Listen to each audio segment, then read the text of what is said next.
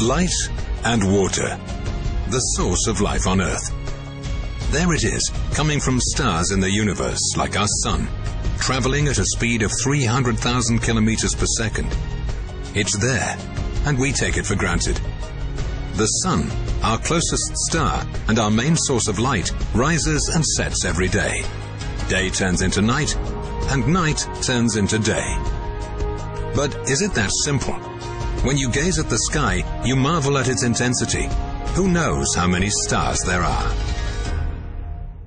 This question has fascinated scientists and philosophers and dreamers throughout the ages.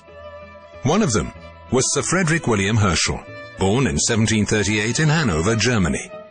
Herschel became well known as both an astronomer and a musician. He moved to England in 1757. Herschel is famous for his discovery of the planet Uranus in 1781, the first new planet discovered in the modern era. But Herschel made another dramatic discovery in 1800. He wanted to know how much heat passed through the different colored filters he used to observe sunlight. He noted that filters of different colors seemed to pass different amounts of heat. Herschel thought that the colors themselves might be of varying temperatures, so he devised a clever experiment to investigate his hypothesis. He directed sunlight through a glass prism to create a spectrum, and then measured the temperature of each color. Herschel used 3 thermometers with blackened bulbs for each color of the spectrum. As he measured the individual temperatures of the violet, blue, green, yellow, orange, and red light, he noticed that all of the colors had temperatures higher than the controls. Moreover, he found that the temperatures of the colors increased from the violet to the red part of the spectrum. After noticing this pattern, Herschel decided to measure the temperature just beyond the red portion of the spectrum, in a region where no sunlight was visible. To his surprise, he found that this region had the highest temperature of all. Herschel's experiment was important because it marked the first time that someone demonstrated that there were types of light that we cannot see with our eyes.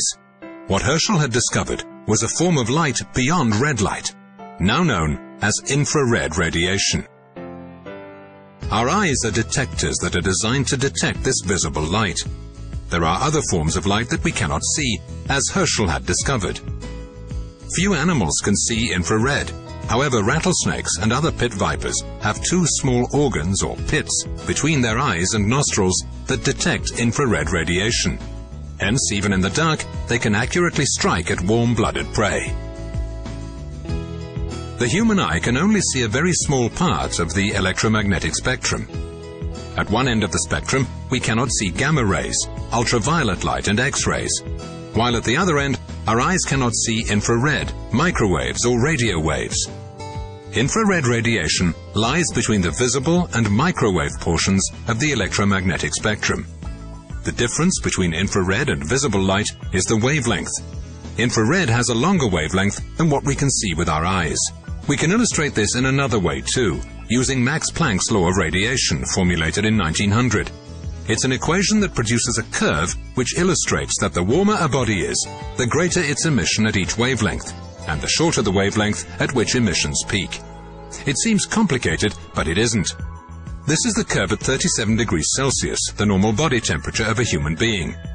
Maximum radiation is emitted at about 9.3 micrometers, and we can only see this radiation with an infrared camera.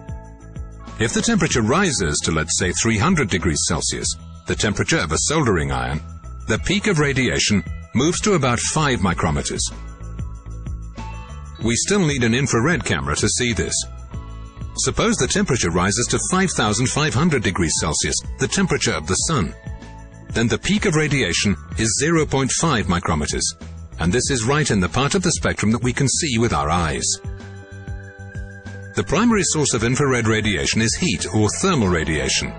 Any object that has a temperature above absolute zero emits radiation in the infrared region. Even objects that we think of as being very cold, such as ice cubes, emit infrared radiation. We experience infrared radiation every day. The heat we feel from sunlight, a fire, or a radiator is infrared. And although our eyes can't see it, the nerves in our skin can feel it as heat. The warmer the object, the more infrared radiation it emits. An infrared camera, also called thermal imaging camera, will measure the amount of infrared radiation falling on its detector. Through special calibration, some thermal imaging cameras are able to measure the temperature of the object. Thermal imaging is not the same as using night vision goggles. No, night vision goggles amplify small amounts of visible light so that objects can be seen at night. They only work if at least some light, like moonlight or starlight, is present. Thermal imaging works by detecting the heat energy being radiated and needs no light at all. The first thermal imaging camera for military purposes was developed in 1958 by AGA Bofors in Sweden. In 1965, the first unit for industrial use was sold. In the same year, a commercial scanner was brought to market too.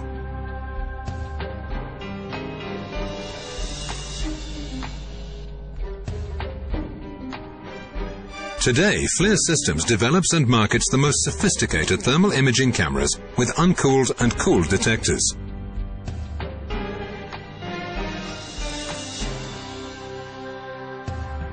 But how does a thermal imaging camera work? Although a thermal imaging camera looks a lot like a normal video camera, it's far from the same thing. Glass does not transmit infrared radiation well, and so the lenses of an infrared camera are made of germanium. This expensive metal is a good transmitter of infrared radiation. Infrared energy coming from an object is focused by the optics onto an infrared detector. The detector sends the information to sensor electronics to process the image.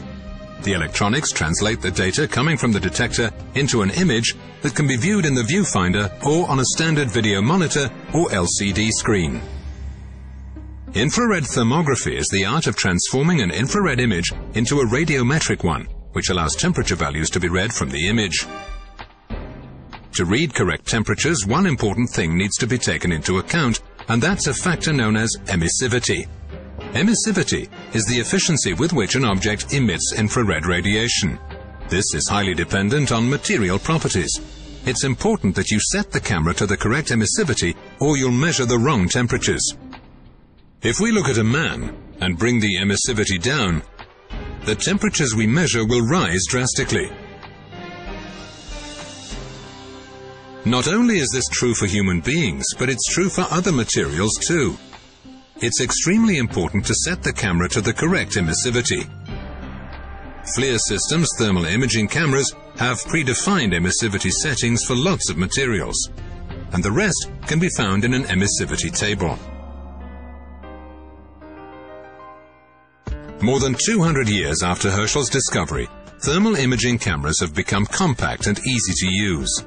Cameras which are engineered and designed by FLIR Systems are based on the most advanced technology, both in terms of hardware and software, and have contributed to the positioning of FLIR Systems as the world leader in thermal imaging systems. Systems that are used in the widest variety of commercial, industrial, and government applications.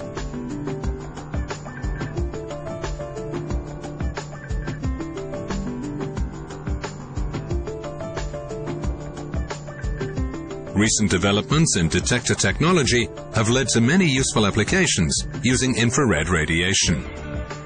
Predictive maintenance, machine vision, and research and development. They all benefit from the advantages of thermal imaging. Thermal imaging is used to detect heat loss in buildings, to test for stress and faults in mechanical and electrical systems, and to monitor pollution. In firefighting, thermal imaging cameras are used to locate people caught in heavy smoke and for detecting hotspots in forest fires. And there are lots of night vision applications that don't require temperature measurement as well. Security and surveillance, maritime, automotive, law enforcement, and many more. They all benefit from the power of thermal imaging.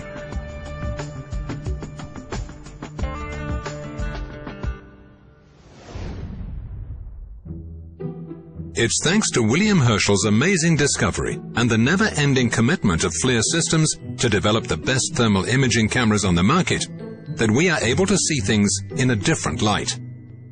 Light, for example.